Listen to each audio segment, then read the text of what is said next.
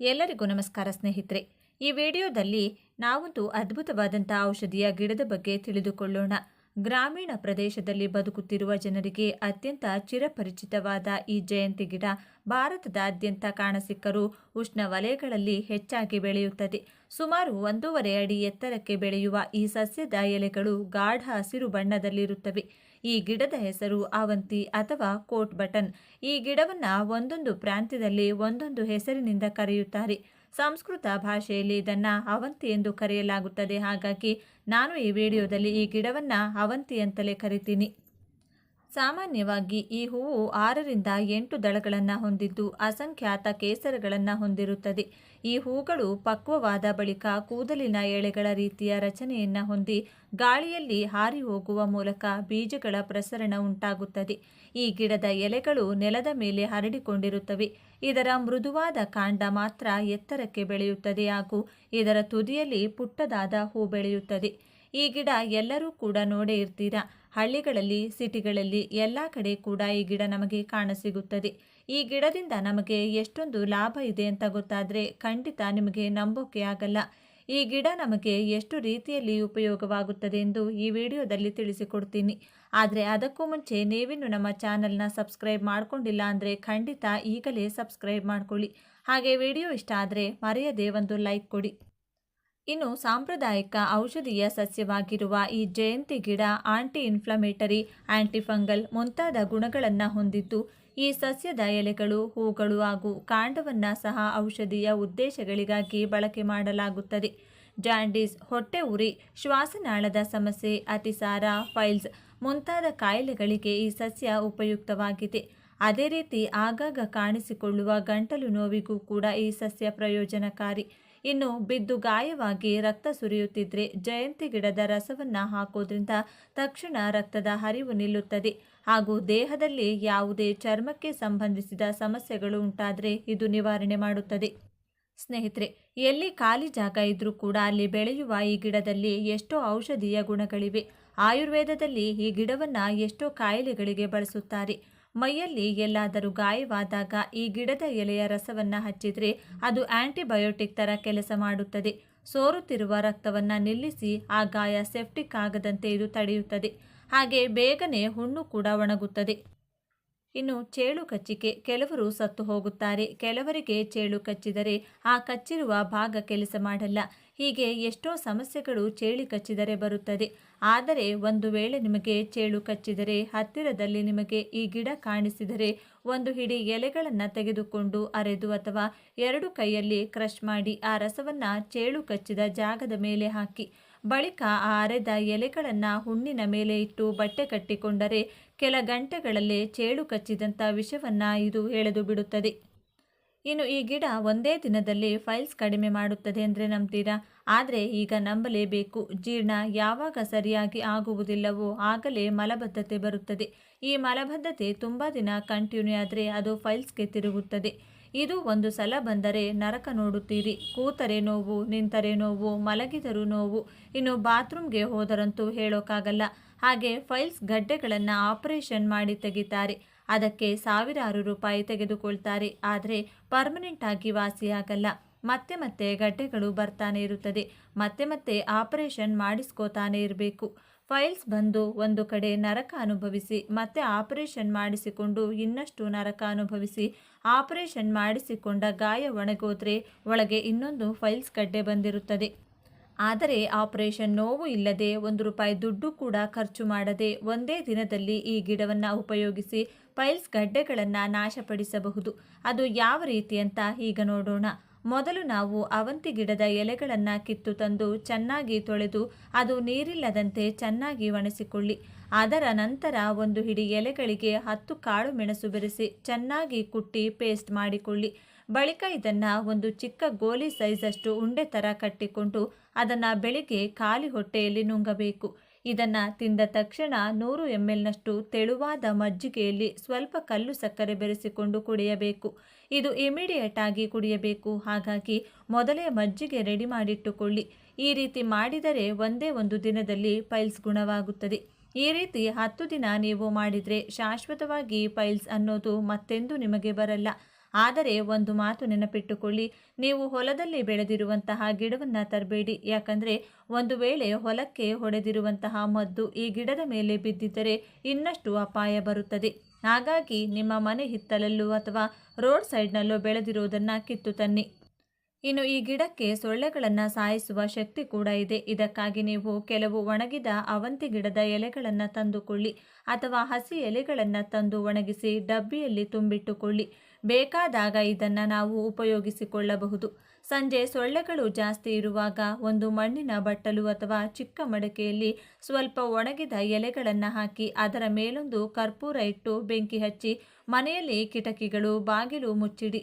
ಆ ಹೊಗೆ ಮನೆಯೆಲ್ಲ ಕೂಡ ಹರಡಿಕೊಳ್ಳುತ್ತದೆ. ಇದರಿಂದ ಸೊಳ್ಳೆಗಳೆಲ್ಲ ಕೂಡ ಸತ್ತು ಹೋಗುತ್ತವೆ. 10 ನಿಮಿಷದ ನಂತರ ಬಾಗಿಲು ಕಿಟಕಿಗಳು ತೆಗೆದು ಬಿಡಿ. ಎಲ್ಲಾದರೂ ಬಚ್ಚಿಟ್ಟುಕೊಂಡಿರುವಂತಹ ಸೊಳ್ಳೆಗಳು ಕೂಡ ಓಡಿ ಹೋಗುತ್ತದೆ. ಈ ಹೊಗೆ ನಿಮಗೇನು ಅಪಾಯ ಮಾಡಲ್ಲ. ಬೇಕಿದ್ರೆ ನೀವು ಮನೆಯಲ್ಲೇ ಕೂಡ ಇರಬಹುದು. ಇಲ್ಲದಿದ್ದರೆ 10 ನಿಮಿಷ ಆಚೆ ಬೇಕಾದರೂ ಇರಬಹುದು. ಈ ಎಲೆಗಳಿಂದ ಕೆಲವು ಕಡೆ ಸೊಪ್ಪು ಸಾರು ಅಥವಾ ಹುಳಿ ಅಥವಾ ಪಲ್ಯ ಕೂಡ ಮಾಡಿ ತಿಂತಾರೆ. ಇನ್ನು ಈ ಎಲೆಗಳನ್ನು ಮಕ್ಕಳು ಬಳಸುವ ಸ್ಲೇಟ್ ಮೇಲೆ ಉಜ್ಜಿದರೆ ಹಳೆಯದಾಗಿರುವಂತಹ ಸ್ಲೇಟ್ ಕೂಡ ಹೊಸತರಂತೆ ಕಾಣಿಸುತ್ತದೆ. ಈ ಗಿಡದಲ್ಲಿ sodium, iron, copper, zinc, magnesium, selenium, potassium, calcium ಮುಂತಾದ ಎಷ್ಟೋ ಪೋಷಕಾಂಶಗಳಿದೆ. ಇದು ಸೊಂಟ ನೋವನ್ನು ಗುಣಪಡಿಸುತ್ತದೆ. ಇದಕ್ಕಾಗಿ ನೀವು ಈ ಗಿಡವನ್ನು ಬೇರಿನ ಸಮೇತ ಕಿತ್ತು ತಂದು ಚೆನ್ನಾಗಿ ತೊಳೆದು ಸ್ವಲ್ಪ ಮೆಂತ್ಯ ಹಾಗೂ ಅರಿಶಿನ ಬೆರೆಸಿ ಎಲ್ಲವನ್ನು ಅರೆದು ನುಣ್ಣಗೆ ಪೇಸ್ಟ್ ಮಾಡಿಕೊಂಡು ಅದರ ನಂತರ ಸ್ವಲ್ಪ ತೆಂಗಿನ ಎಣ್ಣೆಯನ್ನು ಅದರಲ್ಲಿ ಮಿಕ್ಸ್ ಮಾಡಿ ಅದನ್ನು ಸೊಂಟದ ಮೇಲೆ ಹಚ್ಚಿಕೊಳ್ಳುತ್ತಿದ್ದರೆ ಕೆಲ ದಿನಗಳಲ್ಲಿ ಶಾಶ್ವತವಾಗಿ ಸೊಂಟ ನೋವು ಹೊರಟು ಹೋಗುತ್ತದೆ. ಇನ್ನು ಕೀಲು ನೋವಿರುವವರು ಈ ಗಿಡದ ಎಲೆಗಳನ್ನು ಅರೆದು ಪೇಸ್ಟ್ ಥರ ಮಾಡಿಕೊಂಡು ಅದನ್ನು ಮೊಣಕಾಲಿನ ಮೇಲೆ ಇಟ್ಟು ಒಂದು ಬಟ್ಟೆ ಕಟ್ಟಿಕೊಳ್ಳಬೇಕು.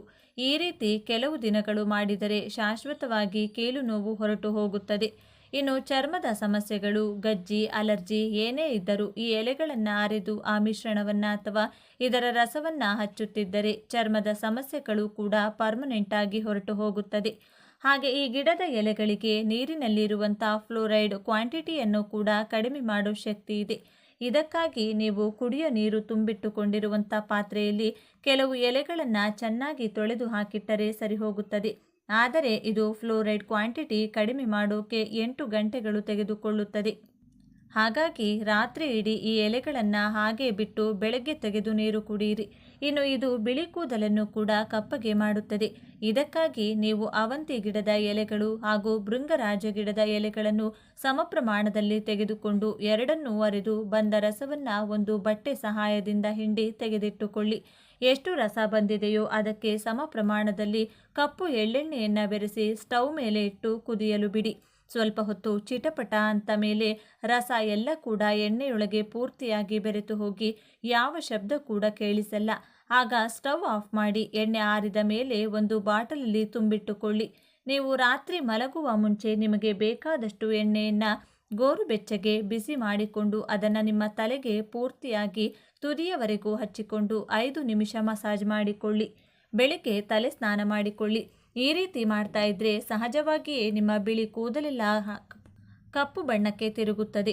ಹಾಗೆ ಬಿಳಿ ಕೂದಲು ಮತ್ತೆ ಬರೋದು ಇಲ್ಲ. ಇನ್ನು ಕೂದಲು ಕೂಡ ಕಪ್ಪು ಬಣ್ಣದಲ್ಲಿ ದಟ್ಟವಾಗಿ ಬೆಳೆಯುತ್ತದೆ. ನೋಡಿದ್ರಲ್ಲ ಸ್ನೇಹಿತರೆ, ಹಿತ್ತಲಲ್ಲಿ ತಿಪ್ಪೆಗಳಲ್ಲಿ ಬೆಳೆಯುವಂತಹ ಈ ಗಿಡದಲ್ಲಿ ಎಷ್ಟೊಂದು ಶಕ್ತಿ ಇದೆ ಅಂತ ಗೊತ್ತಾಯ್ತಲ್ವಾ? ಈ ವಿಡಿಯೋ ಇಷ್ಟ ಆದರೆ ಲೈಕ್ ಮಾಡಿ, ಶೇರ್ ಮಾಡಿ. ಇಂತಹ ಹೆಚ್ಚಿನ ಉತ್ತಮ ಮಾಹಿತಿಗಳಿಗಾಗಿ ತಪ್ಪದೇ ನಮ್ಮ ಚಾನೆಲ್ನ ಸಬ್ಸ್ಕ್ರೈಬ್ ಮಾಡಿಕೊಳ್ಳಿ. ನಾಳೆ ಮತ್ತೊಂದು ವಿಡಿಯೋದೊಂದಿಗೆ ಪುನಃ ಭೇಟಿ.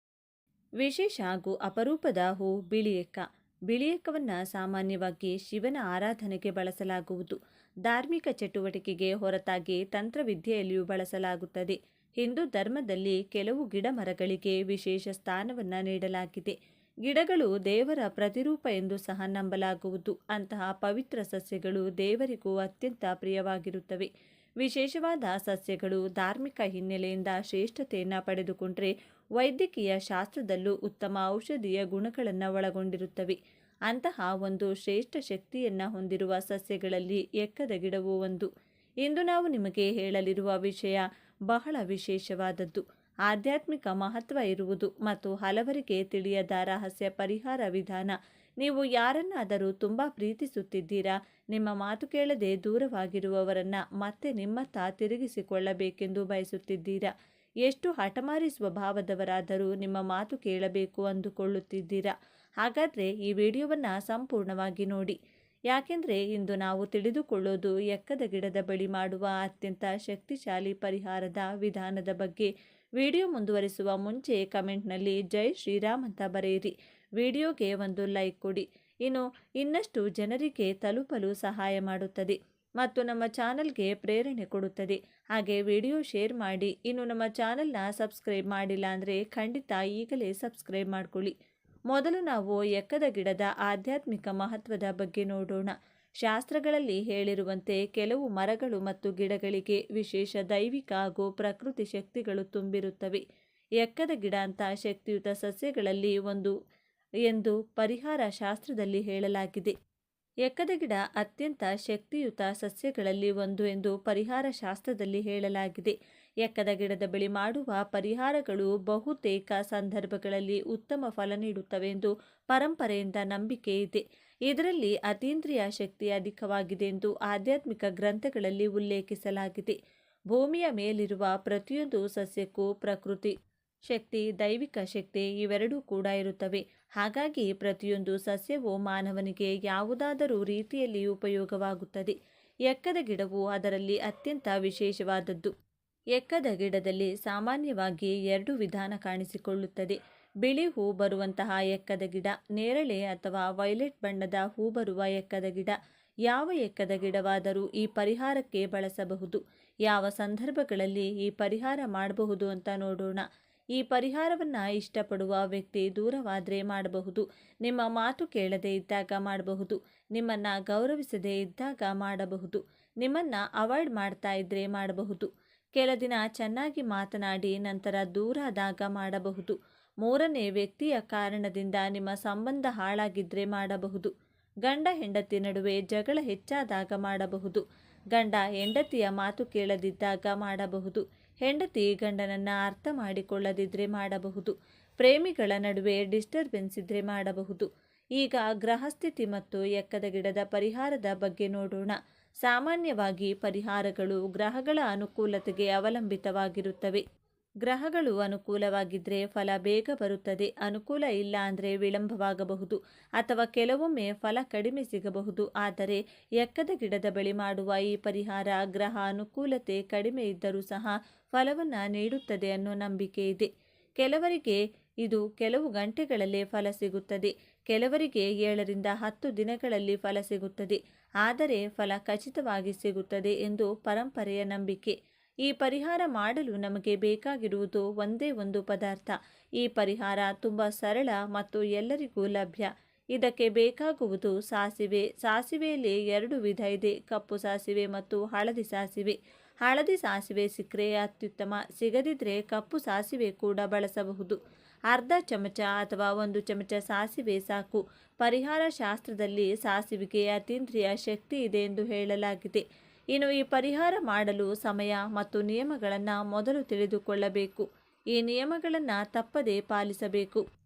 ಮೊದಲು ಸ್ನಾನ ಮಾಡಿರಬೇಕು. ಬೆಳಿಗ್ಗೆ ಅಥವಾ ಸಂಜೆ ಸಂಧ್ಯಾ ಕಾಲದಲ್ಲಿ ಈ ಪರಿಹಾರವನ್ನು ಮಾಡಬೇಕು. ಮಧ್ಯಾಹ್ನ 12 ರಿಂದ 2 ನಡುವೆ ಮಾಡಬಾರದು. ಈ ದಿನ ನಾನ್ ವೆಜ್ ತಿನ್ನಬಾರದು. ಮಹಿಳೆಯರು ಮಾಸಿಕ ಧರ್ಮದ ಸಮಯದಲ್ಲಿ ಮಾಡಬಾರದು. ಒಬ್ಬ ವ್ಯಕ್ತಿಗಾಗಿ ಮಾತ್ರ ಸಂಕಲ್ಪವನ್ನು ಮಾಡಬೇಕು. ಹಾಗೆ ಈ ಪರಿಹಾರವನ್ನು ರಹಸ್ಯವಾಗಿ ಮಾಡಬೇಕು. ಪರಿಹಾರ ಮಾಡೋಕ್ಕೂ ಮುಂಚೆ ಅಥವಾ ಮಾಡಿದ ಮೇಲೂ ಕೂಡ ಯಾರಿಗೂ ಇದರ ಬಗ್ಗೆ ಹೇಳಬಾರದು. ಎಕ್ಕದ ಗಿಡದ ಬಳಿ ಮಾಡುವ ಈ ಪರಿಹಾರದ ವಿಧಾನವನ್ನು ತಿಳಿದುಕೊಳ್ಳೋಣ. ಈಗ ಗಮನವಿಟ್ಟು ಕೇಳಿಸಿಕೊಳ್ಳಿ. ಮೊದಲು ನೀವು ಎಕ್ಕದ ಗಿಡದ ಬಳಿ ಹೋಗಬೇಕು. ಅದು ಯಾವ ಎಕ್ಕದ ಗಿಡವಾದರೂ ಪರವಾಗಿಲ್ಲ. ಅಂದರೆ ಬಿಳಿ ಅಥವಾ ಪರ್ಪಲ್ ಹೂ ಬಿಡೋ ಯಾವ ಎಕ್ಕದ ಗಿಡವಾದರೂ ಓಕೆ. ನಂತರ ಮೊದಲು ನೀವು ಗಿಡಕ್ಕೆ ನಮಸ್ಕಾರವನ್ನು ಮಾಡಿಕೊಳ್ಬೇಕು. ಬಳಿಕ ಮನಸ್ಸಿನಲ್ಲಿ ಪ್ರಾರ್ಥನೆ ಮಾಡಬೇಕು. ಓ ಪ್ರಕೃತಿ ದೇವಿ, ಓಂ ಪ್ರಕೃತಿ ತಾಯಿ, ಓಂ ಪವಿತ್ರ ವೃಕ್ಷವೇ, ನನ್ನ ಮನದಾಸೆ ನೆರವೇರಿಸು ಎಂದು ಕೇಳಿಕೊಳ್ಳಿ. ಸಾಸಿವೆಯನ್ನು ಎಡಗೈಯಲ್ಲಿ ಹಿಡಿದುಕೊಳ್ಳಿ. ನೀವು ಬಯಸುವ ವ್ಯಕ್ತಿಯ ಪೂರ್ಣ ಹೆಸರನ್ನು ಮನಸ್ಸಿನಲ್ಲಿ ಭಾವದಿಂದ ಹೇಳಿ. ಆ ವ್ಯಕ್ತಿ ಹುಡುಗ, ಹುಡುಗಿ, ಗಂಡ, ಹೆಂಡತಿ ಯಾರಾದರೂ ಇರಬಹುದು. ಈಗ ಈ ಮಂತ್ರವನ್ನು ಜಪಿಸಬೇಕು. ಓಂ ಹಂ ಫಟ್ ಸ್ವಾಹ, ಓಂ ಹಂ ಫಟ್ ಸ್ವಾಹ, ಓಂ ಹಂ ಫಟ್ ಸ್ವಾಹ. ಈ ಮಂತ್ರವನ್ನು 3 ಅಥವಾ 5 ಬಾರಿ ಜಪಿಸಿ ಸ್ಪಷ್ಟವಾಗಿ ನಂಬಿಕೆಯಿಂದ ಹೇಳಿ. ನಂತರ ಸಾಸಿವೆಯನ್ನು ನಿಮ್ಮ ತಲೆಯ ಸುತ್ತ 3 ಬಾರಿ ತಿರುಗಿಸಿ ಎಕ್ಕದ ಗಿಡದ ಬುಡದಲ್ಲಿ ಹಾಕಿ. ಗಿಡವನ್ನು ನೀವು ಮುಟ್ಟಬೇಕಾಗಿಲ್ಲ. ನೀವು ಸಾಸಿವೆ ಹಾಕಿದ ತಕ್ಷಣ ಗಿಡವನ್ನು ಹಿಂತಿರುಗಿ ನೋಡದೆ ಅಲ್ಲಿಂದ ಹೊರಟು ಬಿಡಿ. ಮನೆಗೆ ಹಿಂದಿರುಗಿದ ನಂತರ ಮನೆ ಒಳಗೆ ಹೋಗುವ ಮೊದಲು ಕೈಕಾಲು ಮುಖ ತೊಳೆಯಿರಿ. ನಂತರ ನಿಮ್ಮ ಕೆಲಸವನ್ನು ಮುಂದುವರಿಸಿ. ಈ ಪರಿಹಾರ ಮಾಡಿದ ವಿಷಯ ಯಾರಿಗೂ ಹೇಳಬೇಡಿ. ಈ ಫಲ ಯಾವ ರೀತಿ ನಿಮಗೆ ಕಾಣಿಸುತ್ತದೆ ಅಂದರೆ, ಈ ಪರಿಹಾರದ ಮಾಡಿದ ನಂತರ ಆ ವ್ಯಕ್ತಿ ನಿಮಗೆ ಕರೆ ಮಾಡಬಹುದು, ಮೆಸೇಜ್ ಕಳುಹಿಸಬಹುದು, ನಿಮ್ಮ ಕರೆ ಸ್ವೀಕರಿಸಬಹುದು, ಒಳ್ಳೆಯ ಪ್ರತಿಕ್ರಿಯೆ ಕೊಡಬಹುದು, ನಿಮ್ಮ ಹತ್ತಿರ ಮೃದುವರ್ತನೆ ತೋರಬಹುದು, ನಿಮ್ಮ ಮಾತು ಕೇಳಲು ಪ್ರಾರಂಭಿಸಬಹುದು. ಹಠಮಾರಿ ಸ್ವಭಾವದವರಿಗೂ ಮನಸ್ಸು ಬದಲಾಗುತ್ತದೆ ಎಂದು ನಂಬಲಾಗಿದೆ. ಇದು ರಹಸ್ಯ ಪರಿಹಾರ. ನೀವು ಮಾಡಿದ ವಿಚಾರವನ್ನು ಆ ವ್ಯಕ್ತಿಗೆ ಹೇಳಬಾರದು. ಫಲ ಬಂದ ನಂತರವೂ ಹೇಳಬಾರದು. ನೆನಪಿಟ್ಟುಕೊಳ್ಳಿ. ಈ ರೀತಿಯ ಆಧ್ಯಾತ್ಮಿಕ ಪರಿಹಾರಗಳನ್ನು ಒಳ್ಳೆಯ ಉದ್ದೇಶಕ್ಕಾಗಿ, ಸಂಬಂಧ ಸುಧಾರಣೆಗಾಗಿ, ಪರಸ್ಪರ ಗೌರವಕ್ಕಾಗಿ ಮಾತ್ರ ಬಳಸಿ. ಯಾರಿಗಾದರೂ ಹಾನಿ, ಬಲವಂತ ಅಥವಾ ಮಾನಸಿಕ ಒತ್ತಡ ಕೊಡಲು ಬಳಸಬಾರದು. ಇನ್ನು ಬೇಗನೆ ಫಲ ಬರಲು ಅಥವಾ ಹೆಚ್ಚು ಫಲ ಸಿಗಲು ಈ ಪರಿಹಾರ ಮಾಡುವ ಮೊದಲು 5 ನಿಮಿಷ ಧ್ಯಾನ ಮಾಡಿ. ಮನಸ್ಸನ್ನು ಶಾಂತವಾಗಿಟ್ಟುಕೊಳ್ಳಿ. ಕೋಪ ಇರಬಾರದು. ಆ ವ್ಯಕ್ತಿ ನಿಮ್ಮ ಜೊತೆ ಸಂತೋಷವಾಗಿರುವ ದೃಶ್ಯ ನೀವು ಮನಸ್ಸಿನಲ್ಲಿ ಕಲ್ಪಿಸಿ ನೋಡಿ. ಸಂಕಲ್ಪ ಸ್ಪಷ್ಟವಾಗಿರಲಿ. ಗಣೇಶ ಮತ್ತು ಬಿಳಿ ಎಕ್ಕದ ಗಿಡ. ಎಕ್ಕದ ಗಿಡ ಬೇರಿನಿಂದ ಮಾಡಿದ ಗಣೇಶನ ಮೂರ್ತಿಯು ಅತ್ಯಂತ ಶುಭ ಎಂದು ಪರಿಗಣಿಸಲಾಗುತ್ತದೆ. 2 ಅಥವಾ 3 ವರ್ಷಗಳ ಹಳೆಯದಾದ ಸಸ್ಯವನ್ನು ಎಚ್ಚರಿಕೆಯಿಂದ ಬೇರು ಸಹಿತ ಕೀಳಬೇಕು. ನಂತರ ಬಹಳ ನಾಜೂಕಿನಿಂದ ಗಣೇಶನ ವಿಗ್ರಹವನ್ನು ಕೆತ್ತಬೇಕಾಗುತ್ತದೆ. ಈ ಬೇರಿನಿಂದ ಮಾಡಿದ ಗಣೇಶನ ಮೂರ್ತಿಯನ್ನು ಶುಭ ಸಮಯದಲ್ಲಿ ದೇವರ ಪೀಠದಲ್ಲಿ ಸ್ಥಾಪಿಸಿ ಪೂಜೆ ಮಾಡಬೇಕು.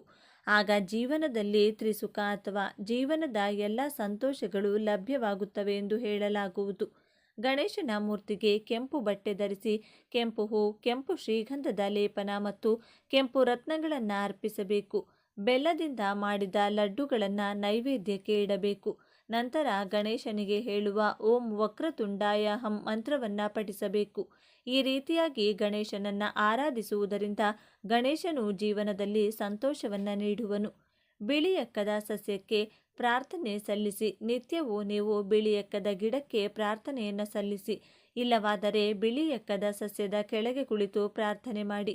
ನೀವು ಮಾಡುವ ಪ್ರಾರ್ಥನೆಗೆ ಬೇಗ ಫಲವನ್ನು ಪಡೆದುಕೊಳ್ಳುವಿರಿ.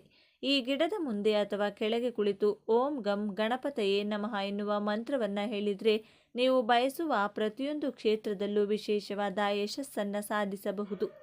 ಎಕ್ಕ ಗಿಡದ ತಿಲಕ. ಬಿಳಿ ಎಕ್ಕದ ಗಿಡದ ಬೇರನ್ನು ರುಬ್ಬಿಕೊಂಡು ಪೇಸ್ಟ್ ತಯಾರಿಸಿಕೊಳ್ಳಿ. ನಂತರ ಆ ಪೇಸ್ಟನ್ನು ತಿಲಕದ ರೂಪದಲ್ಲಿ ನಿತ್ಯವೂ ಅನ್ವಯಿಸಿಕೊಳ್ಳಿ. ಆಗ ನೀವು ಹೆಚ್ಚಿನ ಜನರನ್ನು ಆಕರ್ಷಿಸಿಕೊಳ್ಳಲು ಸಾಧ್ಯವಾಗುತ್ತದೆ. ಅಂತೆಯೇ ಯಾರೂ ಸಹ ನಿಮ್ಮನ್ನು ತಿರಸ್ಕರಿಸಲು ಇಷ್ಟಪಡುವುದಿಲ್ಲ. ಎಕ್ಕದ ಭಸ್ಮ. ಬೆಂಕಿಯ ಕುಂಡದಲ್ಲಿ ಒಂದು ಸಣ್ಣ ಶಂಖ ಮತ್ತು ಬಿಳಿ ಎಕ್ಕದ ಬೇರನ್ನು ಹಾಕಿ. ನಂತರ ಆ ಭಸ್ಮವನ್ನು ಸಂಗ್ರಹಿಸಿ ಇಟ್ಟುಕೊಂಡ ಭಸ್ಮವನ್ನು ನಿತ್ಯವೂ ತಿಲಕದ ರೂಪದಲ್ಲಿ ಧರಿಸಿ. ಆಗ ನೀವು ಕೆಟ್ಟ ಅದೃಷ್ಟ ಹಾಗೂ ಕೆಟ್ಟ ಶಕ್ತಿ ಯಾವುದು ನಿಮ್ಮ ಬಳಿ ಸುಳಿಯದು. ಎಲ್ಲವೂ ದೂರ ಸರಿಯುತ್ತದೆ. ಶತ್ರುಗಳನ್ನು ಶಾಂತಗೊಳಿಸುವುದು. ಬಿಳಿ ಎಕ್ಕದ ಎಲೆಯ ಮೇಲೆ ಎಕ್ಕದ ಸಸ್ಯ ರಸವನ್ನು ಬಳಸಿ ಶತ್ರುವಿನ ಹೆಸರನ್ನು ಬರೆಯಿರಿ. ನಂತರ ಅದನ್ನು ಮಣ್ಣಿನೊಳಗೆ ಹೂಳಿಡಬೇಕು. ಆಗ ನಿಮ್ಮ ಶತ್ರುವು ನಿಮ್ಮ ತಂಟೆಗೆ ಬರುವುದಿಲ್ಲ. ಇಲ್ಲವೇ ಎಲೆಯ ಮೇಲೆ ಹೆಸರನ್ನು ಬರೆದು ಹರಿವ ನೀರಿನಲ್ಲಿ ಬಿಡಿ. ಆಗ ನಿಮ್ಮ ಶತ್ರು ನಿಮ್ಮನ್ನು ಬಿಟ್ಟು ಬೇರೆಡೆಗೆ ಹೋಗುತ್ತಾನೆ. ಎಕ್ಕದ ಬೀಜದ ಹತ್ತಿ. ಎಕ್ಕದ ಬೀಜದ ಒಳಗೆ ಇರುವ ಹತ್ತಿಯನ್ನು ತೆಗೆದುಕೊಂಡು ಬತ್ತಿಯನ್ನು ಮಾಡಿ. ನಂತರ ಅದನ್ನು ದೇವರ ದೀಪ ಮತ್ತು ಲಕ್ಷ್ಮೀದೇವಿಯ ಪೂಜೆಗೆ ವಿಶೇಷ ಬತ್ತಿಯನ್ನಾಗಿ ಬಳಸಿ. ಇದರಿಂದಾಗಿ ಆರತಿ ಹಾಗೂ ದೀಪವನ್ನು ಬೆಳಗುವುದರಿಂದ ಲಕ್ಷ್ಮಿಯು ಅತ್ಯಂತ ಸಂತೋಷದಿಂದ ಆಶೀರ್ವಾದ ಮಾಡುವಳು. ದುಷ್ಟಶಕ್ತಿಯಿಂದ ಮಗುವನ್ನು ರಕ್ಷಿಸಲು, ಮಕ್ಕಳನ್ನು ದುಷ್ಟಶಕ್ತಿಯ ದೃಷ್ಟಿಯಿಂದ ಪಾರು ಮಾಡಲು ಬಿಳಿ ಎಕ್ಕ ವಿಶೇಷವಾದ ಸಹಾಯ ಮಾಡುವುದು. ಒಂದು ಬಟ್ಟೆಯ ಚೀಲದಲ್ಲಿ ಬಿಳಿ ಎಕ್ಕ ಸಸ್ಯದ ಬೇರು, ಬೆಳ್ಳುಳ್ಳಿ, ಬಿಳಿ ಹರಳು ಮತ್ತು ನವಿಲು ಗರಿಯನ್ನು ಇಡಿ. ನಂತರ ಆ ಚೀಲವನ್ನು ಸೂಕ್ತ ಜಾಗದಲ್ಲಿರಿಸಿ. ಹೀಗೆ ಮಾಡೋದ್ರಿಂದ ಮಕ್ಕಳು ಯಾವುದೇ ಕೆಟ್ಟ ಶಕ್ತಿಯ ಕಣ್ಣುಗಳಿಗೆ ಗುರಿಯಾಗುವುದಿಲ್ಲ, ದುಸ್ವಪ್ನಗಳಿಗೆ ಅಥವಾ ಅನಗತ್ಯವಾಗಿ ಹೆದರುವುದಿಲ್ಲ. ಸುರಕ್ಷಿತ ಪ್ರಯಾಣಕ್ಕೆ. ಪ್ರಯಾಣದ ಸಮಯದಲ್ಲಿ ನೀವು ಬಿಳಿ ಎಕ್ಕದ ಬೇರನ್ನು ನಿಮ್ಮ ಬಳಿ ಇಟ್ಟುಕೊಂಡ್ರೆ ಅಪಘಾತದ ಭಯ ಇರುವುದಿಲ್ಲ. ಪ್ರಯಾಣವು ಸುಖಕರವಾಗಿರುತ್ತದೆ. ಪ್ರಯಾಣದ ಸಂದರ್ಭದಲ್ಲಿ ಅಪಘಾತದ ಭಯದಿಂದ ಮುಕ್ತಿ ಹೊಂದಲು ನೀವು ಓಂ ನಮೋ ಅಗ್ನಿರೂಪಾಯ ಹ್ರೀಂ ನಮಃ ಎಂದು ಜಪಿಸಬೇಕು. ಈ ಮಾಹಿತಿ ನಿಮಗೆ ಉಪಯುಕ್ತವಾದರೆ ವಿಡಿಯೋಗೆ ಲೈಕ್ ಕೊಡಿ, ನಿಮ್ಮ ಸ್ನೇಹಿತರೊಂದಿಗೆ ಹಂಚಿಕೊಳ್ಳಿ, ನಮ್ಮ ಚಾನೆಲ್ನ ಸಬ್ಸ್ಕ್ರೈಬ್ ಮಾಡಿಕೊಳ್ಳಿ ಮತ್ತು ಹೊಸ ವಿಡಿಯೋ ನೋಟಿಫಿಕೇಷನ್ಸ್ಗಾಗಿ ತಪ್ಪದೆ ಬೆಲ್ ಐಕಾನ್ ಅನ್ನು ಒತ್ತಿ. ಮತ್ತೊಂದು ವಿಡಿಯೋದೊಂದಿಗೆ ಭೇಟಿಯಾಗೋಣ. ಧನ್ಯವಾದಗಳು.